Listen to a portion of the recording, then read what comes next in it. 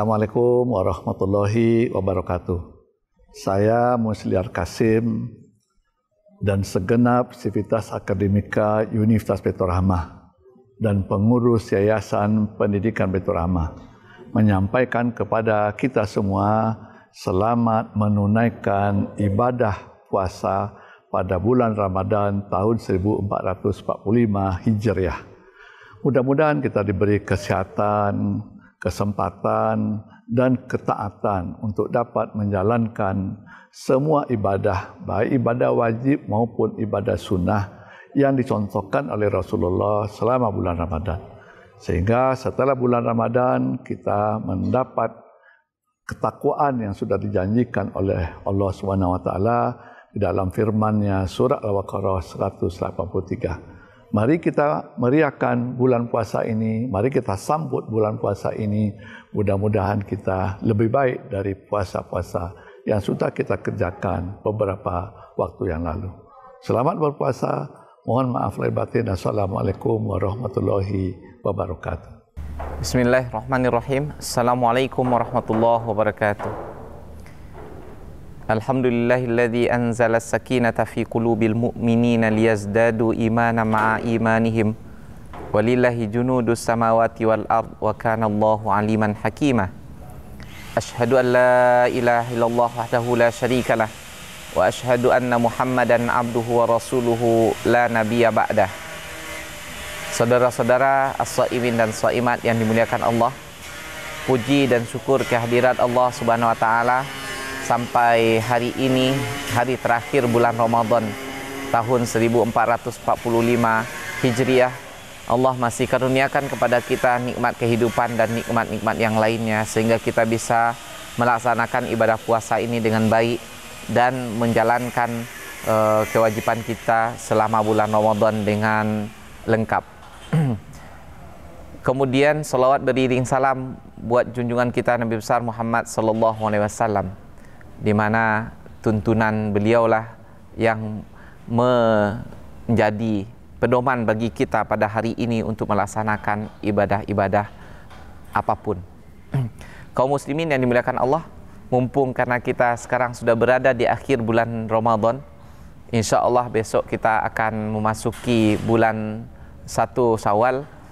Tentu saja itu adalah hari berbahagia bagi kita karena kita akan merayakan Hari Raya Idul Fitri. Kaum muslimin yang dimuliakan Allah, oleh karena itu ada beberapa perkara yang perlu kita ingatkan dalam menghadapi fikih, dalam menghadapi Idul Fitri ini. Sebelumnya kita ingatkan kepada as-shaimin dan shaimat, bagi yang belum menunaikan kewajibannya zakat fitrah, ya, segera bisa melaksanakannya pada malam hari ini atau sebelum nanti kita melaksanakan atau sebelum besok kita melaksanakan sholat Idul Fitri. Mudah-mudahan puasa kita diterima oleh Allah Subhanahu wa taala dan kewajiban-kewajiban yang ada kekurangannya bisa tertutupi dengan zakat fitrah kita ini. Sebagaimana tujuannya memang demikian kata Rasulullah sallallahu alaihi wasallam. As-shaimin dan shaimat yang dimuliakan Allah, ada beberapa hal yang ingin kita ingatkan kembali sebelum kita melaksanakan Idul Fitri. Yang pertama sekali, perlu kita ingat bahwasanya apapun yang kita lakukan di dalam ibadah ini mestilah kita contoh dari Rasulullah SAW, kemudian kita niatkan semuanya adalah lillahi ta'ala. Maka sekecil apapun dan sesederhana apapun yang kita lakukan, insya Allah besar maknanya di sisi Allah Subhanahu wa taala dan sangat akan mempengaruhi kepada lahir dan batin kita. Dan disitulah kita akan tercerahkan, merasakan hidup kita ini sangat bermanfaat dan sangat berarti. Kaum muslimin yang dimuliakan Allah, sebelum kita besok pergi melaksanakan sholat Idul Fitri, maka ada hal yang pertama perlu kita lakukan sebagaimana disunahkan oleh Rasulullah SAW adalah berpakaian bagus. Jadi ini tidak ada salahnya ya kalau ketika dekat-dekat bulan Syawal atau ketika dekat Idul Fitri, ya, kaum muslimin pergi ke pasar atau pergi shopping untuk membeli pakaian yang bagus. Ya, ini merupakan salah satu di antara anjuran agama kita. Sebagaimana buktinya juga kita bersyukur atas nikmat Allah Subhanahu wa taala yang dikurniakan kepada kita, juga memanfaatkan nikmat yang diberikan oleh Allah kepada kita dengan menggunakannya untuk beribadah, dan kita mewujudkan rasa syukur sebagaimana yang dikatakan oleh Allah Subhanahu wa taala, wa amma bi ni'mati rabbika fahaddis, wa amma bi ni'mati rabbika fahaddis, ya. Fa amma bi ni'mati rabbika fahaddis, maka nikmat Tuhanmu itu maka jelaskanlah atau nyatakanlah, munculkan, perlihatkan bahwa kita memang mendapatkan nikmat dari Allah, ya. Jangan bersifat seperti orang kere padahal dia mampu begitu, seolah-olah Allah tidak memberikan nikmat kepada kita. Tapi juga tentu saja jangan sampai fakhr, menyombongkan diri, berbangga-bangga dengan pakaian tersebut, ya, dan itu ada dalam hati kita masing-masing. Kemudian juga kita boleh berhias dengan hiasan yang sepantasnya, jangan berlebihan dan norak begitu. Dan juga disesuaikan antara pakaian laki-laki dengan perempuan. Kemudian juga perempuan adalah pakaian yang menutup aurat, ya, laki-laki juga menutup aurat, dan pantas menurut adat istiadat yang berlaku di sana, sehingga tidak terjadi pakaian syuhroh atau pakaian yang membuat orang bertanya-tanya atau pandangan orang menjadi tertuju kepada kita. Kemudian juga kita dianjurkan berwangi-wangian. Nah, ini di antara sunnah yang disukai oleh Rasulullah SAW, atau perbuatan yang disukai oleh Rasulullah SAW sehingga menjadi sunnah bagi kita adalah suka berwangi-wangian. Dan Rasulullah adalah orang yang paling wangi di antara para sahabatnya. Dan masalah wangi-wangian ini terserah kita apa yang suka bagi kita masing-masing. Ya, tidak ada pula anjuran, walaupun Rasulullah SAW sukanya adalah kesturi, bukan berarti kita wajib memakai atau sunnah mesti memakai kesturi.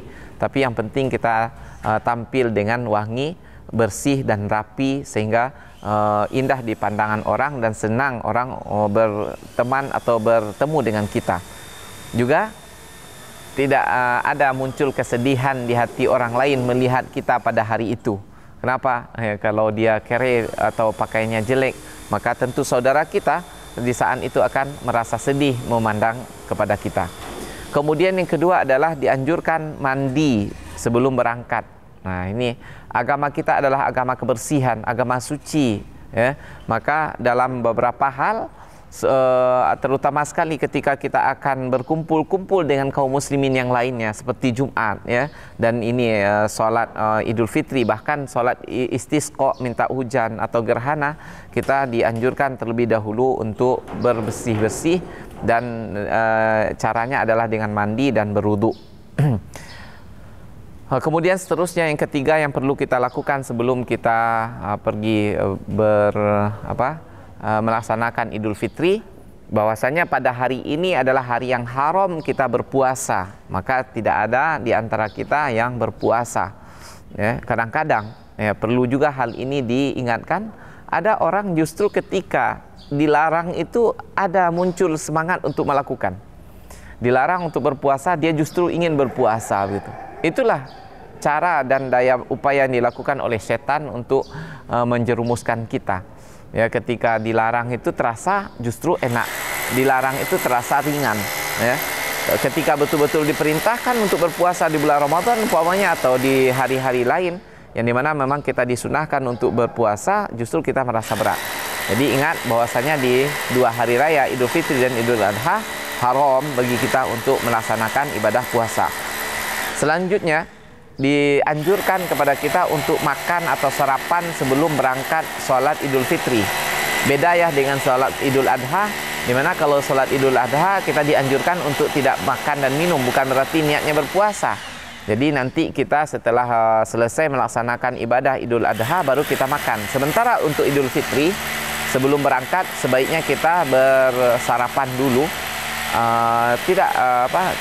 Mungkin kalau kita mempunyai kurma, bagusnya dengan kurma atau dengan yang lainnya. Yang penting kita tidak dalam keadaan menahan dari makan dan minum walaupun tidak ada niat berpuasa. Seterusnya, untuk menghadiri sholat Idul Fitri ini dianjurkan untuk seluruh kaum muslimin, dari mulai yang paling besar sampai yang paling kecil, yang paling tua sampai yang paling muda, laki-laki dan perempuan semuanya dianjurkan, bahkan kepada anak-anak ya, yang masih bayi pun dianjurkan untuk menggendongnya ke sana. Kenapa? Ya, karena menunjukkan kemeriahan bahwa kita bersyukur atas nikmat Allah Subhanahu wa taala yang sudah dikaruniakan kepada kita, juga sebagai ajang silaturahim besar-besaran antara kaum muslimin ya, sesama kaum muslimin. Ini makanya juga selanjutnya itu tempat sholatnya ini dianjurkan di lapangan, bukan di masjid ya, lapangan terbuka. Walaupun sebenarnya sah-sah saja dan boleh saja seorang melaksanakan ibadah sholat Idul Fitri atau Idul Adha di masjid, tetapi yang lebih afdolnya itu adalah di lapangan terbuka. Kenapa? Ya, seperti yang kita katakan tadi, juga untuk melihatkan semaraknya agama Islam ini. Ya, dan Idul Fitri dan serta Idul Adha itu adalah di antara syiar agama Allah. Wa may yu'azzim sya'airallahi fa innaha min taqwal qulub. Siapa yang membesarkan, mengagungkan syiar agama Allah, itu adalah keluarnya dari hati yang bertakwa. Maka kaum muslimin yang dimuliakan Allah, kita laksanakan Idul Adha ini dengan semangat dan serius. Jangan sampai kita kan ada pula di antara kita umpamanya ada halangan sedikit, dia tidak datang untuk melaksanakan ibadah ini, walaupun dia sunnah ya, walaupun dia cuma sekedar sholat sunat. Alangkah memalang atau alangkah meruginya kalau kita melalaikan atau membiarkan berlalu begitu saja. Ini pertanda na'udzubillah ya, kalau di dalam hati kita tipis keimanannya ya, tidak mau bergabung berbahagia bersama kaum muslimin, kemudian juga tidak ada rasa gembira terhadap nikmat yang diberikan oleh Allah Subhanahu wa taala. Ya, kita berusaha sekali untuk hadir di dalam momen yang hanya kita temukan 2 kali dalam setahun, dan kadang-kadang bagi kita ya, kalau orang Indonesia Idul Fitri ini lebih istimewa daripada Idul Adha. Sebaliknya bagi orang-orang Arab, Idul Adha mereka lebih istimewa daripada Idul Fitri. Kemudian yang dianjurkan lagi ketika kita melaksanakan ibadah sholat Idul Fitri ini, kita mengambil jalan yang berbeda ketika pergi dengan pulangnya. Ya, kalau umpamanya dari rumah kita itu kita dianjurkan mempunyai beberapa jalan umpamanya untuk menuju lapangan sana. Maka kita lewat di suatu tempat untuk perginya dan di jalan lain untuk pulangnya. Kenapa demikian? Banyak hikmahnya.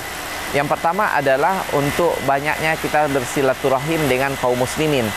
Ketika kita berjalan untuk pergi menemui orang-orang ini, dan ketika kita pulang bertemu pula dengan orang yang lain begitu.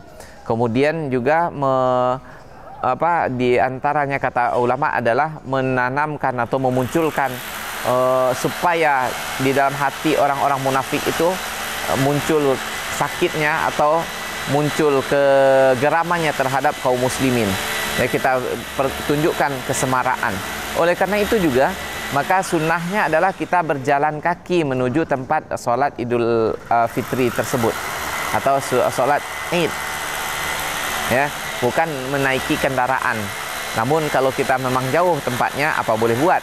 Namun kalau itu adalah di dekat rumah kita, dianjurkan kita berjalan kaki ya untuk datang ke sana. Selanjutnya adalah bertakbir. Ya, kita mengucapkan Allahu Akbar, Allahu Akbar, Allahu Akbar. Ini sebanyak-banyaknya, baik berjamaah maupun sendiri-sendirian. Dan zikir yang terbaik pada masa ini yaitu ketika kita berangkat menuju salat itu adalah ya dengan takbir tersebut ya. Bukan zikir-zikir yang lain. Kenapa? Karena Rasulullah SAW sudah mengajarkan kepada kita masing-masing waktu, masing-masing tempat ada zikirnya tersendiri. Dan jangan kita lalaikan hal ini. Dan zikir terbaik pada waktu itu adalah dengan mengagungkan Allah Subhanahu wa taala dengan memperbanyak takbir. Allahu Akbar, Allahu Akbar, Allahu Akbar, Allahu Akbar kabira walhamdulillahi katsira, dan yang seterusnya. Kaum muslimin yang dimuliakan Allah, inilah ada 9 poin yang perlu kita garis bawahi, kita perhatikan dan kita laksanakan besok hari. Mudah-mudahan amal ibadah kita walaupun ini adalah ibadah sunnah, tapi kita laksanakan dengan sebaik-baiknya, Allah terima di sisinya dan diberi ganjaran yang sebaik-baiknya nanti di akhirat. Kaum muslimin yang dimuliakan Allah, ya, salah satu di antara anjuran agama kita adalah kita bergembira dengan nikmat Allah Subhanahu wa taala dan dengan beribadah kepadanya.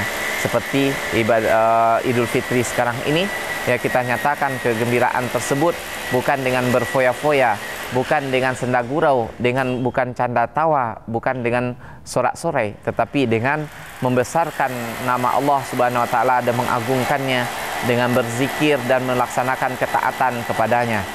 Ya, walaupun kita bergembira tetapi tidak sampai lepas kendali dengan melakukan hal-hal yang dilarang oleh Allah Subhanahu wa taala.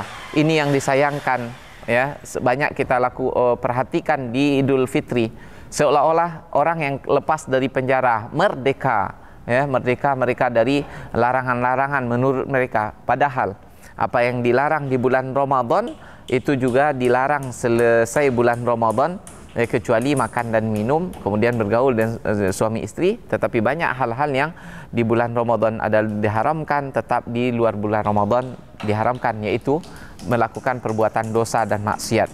Jangan sampai muncul di dalam hati seolah-olah ketika selesai bulan Ramadan kita bebas untuk melaksanakan dosa dan maksiat.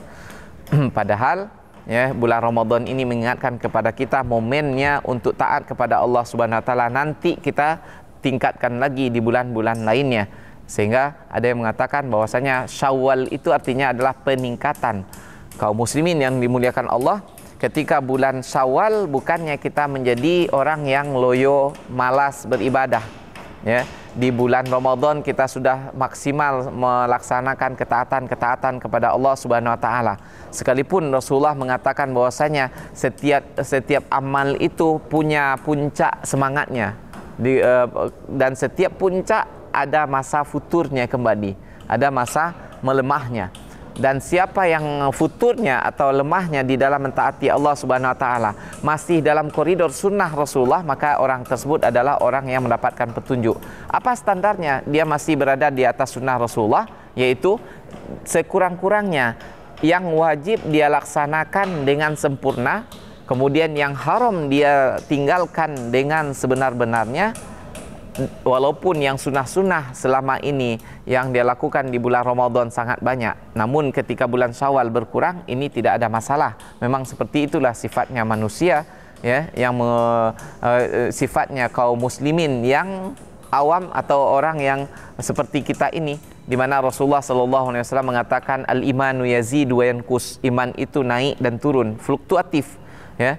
Dan siapa berkurangnya imannya itu masih di dalam koridor sunnah, maka dia adalah orang yang mendapatkan petunjuk dari Allah Subhanahu wa taala.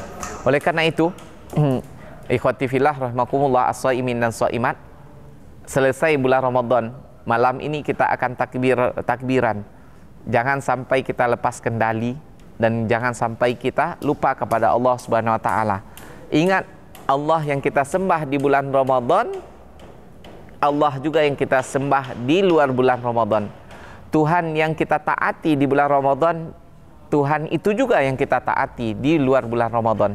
Di bulan Syawal yang mendatang ini, kita tetap taat, patuh dan tunduk dengan aturan Allah Subhanahu wa taala, menjalankan yang diperintahkannya semaksimal yang kita mampu, dan kita tinggalkan yang dilarangnya dengan sebetul-betulnya, ya, dengan sepenuh hati, tanpa ada hal yang kita lakukan